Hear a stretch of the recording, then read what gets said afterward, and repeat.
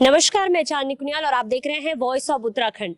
सूचना एवं प्रसारण मंत्रालय अब अपने पुरानी फॉर्म में आने की तैयारी कर रहा है, जहां हमारा युवा हमारे स्वतंत्रता सेनानियों की वीरता को भूलता जा रहा है।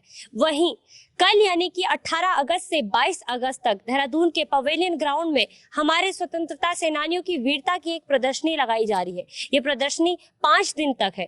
ये प्रदर्शनी खास तौर पर युवाओं के लिए लगाई जा रही है, जहाँ हमारा युवा हमारे जो स्वतंत्रता सेनानी है उनकी वीरता को भूलता जा रहा है। उनकी वीरता का आज किसी को अनुमान नहीं है। वहीं हमारे युवाओं को ये सब याद दिलाने के लिए कल से इस प्रोग्राम का आयोजन किया जा रहा है। और क्या कुछ आज इस प्रेस वार्ता के माध्यम से चीजें सामने आई, वो खास रिपोर्ट आप भी देखिए। आप देखते हैं उत्तर प्रदेश उत्तराखंड दोनों के हमारे साथ ही वाल्मीकि का उत्तराखंड मैं बीच में है। मैं आपसे आग्रह करूंगा कि आयोजन के बारे में जानकारी। नमस्कार।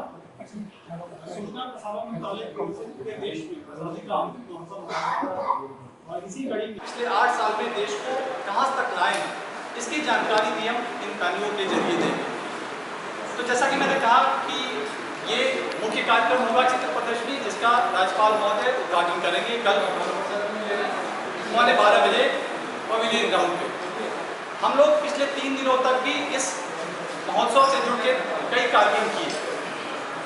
परसों बच्चों की रैलियां निकली थी 15 अगस्त के अवसर पर, जिसमें लगभग 1000 बच्चों ने 1000 बच्चे।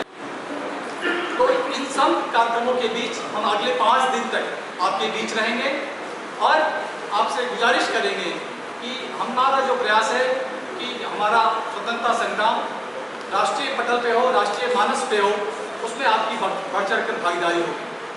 हमारे साथ दूरदर्शन के और आकाशवाणी के निदेशक बैठे हुए हैं और हम लोगों ने प्रसार भारती ने सूचना प्रसारण मंत्रालय के अन्य विभागों के साथ मिलकर कई आज़ादी के महोत्सव को लेकर कई नए सीरियल लॉन्च किए हैं। लगभग 5 और 6 सीरियल नए सीरियल हैं और उनमें से एक सीरियल है जिसके बारे में आप जानकारी देंगे।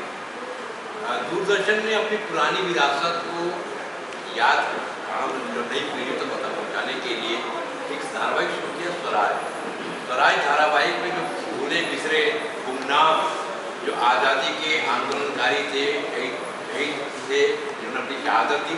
ये बहुत सारे ऐसे लोग हैं प्रदेश में, पूरे देश में, जिन्होंने राष्ट्रीय आंदोलन में, आज़ादी के आंदोलन में शहादत दी, सर्वस्व न्यौछावर किया, लेकिन उनको लोग जान नहीं पाए क्योंकि गुमनाम थे वो।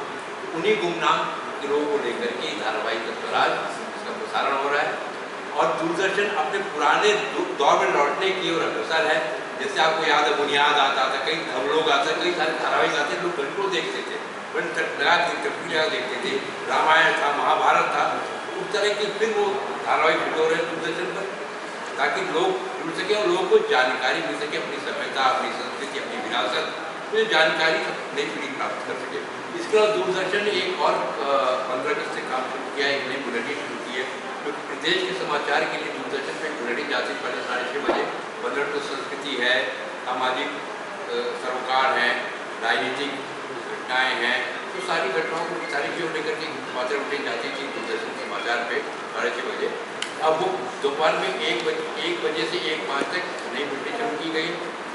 इसी तरह आकाशवाणी में भी जो जिसमें करीब 10 डिपार्टमेंट हमारे साथ यहाँ शामिल हैं, जिसमें मुख्य विकास अधिकारी भी हमारे साथ शामिल हैं। SBI है जो कि जितनी भी योजनाएं चल रही हैं सरकार की, चाहे वो मुद्रा लोन योजना हो, पेंशन योजना हो, सुकन्या समृद्धि योजना हो, जितनी भी इस तरह की योजनाएं जो बैंक से संबंधित होती हैं, उन सब के बारे में वो आपको विस्तार से बताएंगे लोगों को कि वो उनका ज़्यादा से ज़्यादा फायदा उठा सके। क्योंकि पिछले 75 सप्ताह तक मनाते हुए आज 15 अगस्त को कल्मिनेशन हुआ 2 दिन पूर्व। तो इस पूरे क्रम में हम हर घर तिरंगा, स्वतंत्रता दिवस और आज़ादी का अमृत महोत्सव मना रहे हैं और इसमें सूचना एवं प्रसारण मंत्रालय देहरादून की भी एक महत्ता है और राष्ट्रीय पटल पे एक बहुत बड़ा कार्यक्रम हम देहरादून के पवेलियन ग्राउंड पे ला रहे हैं और इस पवेलियन के जरिए, इस कार्यक्रम के जरिए हम लोगों तक राष्ट्रीय और अंतर्राष्ट्रीय, राष्ट्रीय और अपने प्रदेश के उन गुमनाम स्वतंत्रता सेनानियों को प्रदेश के सभी मानस पटल पर उतारने का काम करेंगे, जिनकी योग्यता, जिनकी भूमिका, जिनका बलिदान आज सब लोगों को उस स्तर पर याद नहीं है जिस स्तर पर उनको याद होना चाहिए। तो हमारा प्रयास होगा कि देश की स्वतंत्रता संग्राम, देश के राष्ट्रीय स्तर के अनसंग हीरोज, प्रदेश के अनसंग हीरोज, इन सब को हम एक राष्ट्रीय मानस पर ले जाएं और एक प्रधानमंत्री का जो सपना है, एक आत्मनिर्भर भारत, जो देश के प्रति स्वाभिमान का ही एक दूसरा पहलू है। तो आज़ादी का अमृत महोत्सव अपने स्वतंत्रता संग्राम, अपनी सभ्यता, अपनी संस्कृति, अपने लोगों की योग्यता का सेलिब्रेशन है और इसी योग्यता के बल पर हमारा देश आत्मनिर्भर की ओर मुखर होगा, आगे बढ़ेगा। इसी उद्देश्य से हम लोग इस प्रदर्शनी को लेके आपके प्रदेश में आए हैं। ये पहली बार उत्तराखंड में इस तरह का आयोजन हो रहा है। सर, ये दिव्य और भव्य प्रधानमंत्री जी का साकार सपना साकार हो, क्या क्या पहलू होते हैं उत्तराखंड के, क्या कुछ पहलू रहेंगे? उत्तराखंड में कई बार है कि जैसे आप उत्तराखंड के इतिहास में देखेंगे तो शुरुआती तौर पे उन लोगों ने ब्रिटिश ईस्ट इंडिया कंपनी में वो शामिल हुए, फिर सुभाष चंद्र बोस आए, उधर से विदेशी हमला हुआ, जापान की फौजें हार गई, फिर उन लोगों ने ठीक है, मैं दोबारा पूछिए। सर, उत्तराखंड के लिहाज से कितना महत्वपूर्ण है प्रदर्शनी? उत्तर प्रदेश ही नहीं बल्कि पूरे देश के लिए ऐसी प्रदर्शनियां लगाई जा रही हैं सूचना प्रसारण मंत्रालय द्वारा, और ये बहुत ही अहम है क्योंकि हम अपने संस्कृति, अपने लोग, अपने बलिदान, अपने स्वतंत्रता सेनानियों के लिए हम को जान पाएंगे। और इसका वजह ये है कि जब तक हम लोग अपने लोगों को, अपनी संस्कृति को, अपनी सभ्यता को, अपने बलिदान को, अपने स्वतंत्रता सेनानियों को हम अगर नहीं जान पाए तो हमारा जो सपना है आत्मनिर्भर भारत का और एक अमृत काल का, वो अमृत काल हम नहीं प्राप्त कर पाएंगे। तो अपने ऊपर स्वाभिमान, अपनी क्षमता पर गौरव, अपनी क्षमता पर विश्वास, इसी सबको इनकलकेट करने के लिए आज हम ये प्रदर्शनी लगा रहे हैं। दूरदर्शन को पुराने नाटकों को वापस लेके आ रहा है, इसकी क्या वजह है, क्या आवश्यकता पड़ेगी नाटकों को वापस लाने की? जैसा कि मैंने कहा कि जो संदेश ये प्रदर्शनी देना चाहता है, दूरदर्शन या आकाशवाणी के सीरियल भी वही संदेश देना चाहते हैं। हम लोगों ने अंग्रेजों के खिलाफ लड़ाई लड़ी, हम लोगों ने ऐसे विभूति किए, ऐसे वीरांगना किए जिन्होंने अंग्रेजों से लोहा लिया और उनको उनके दांत खट्टे किए।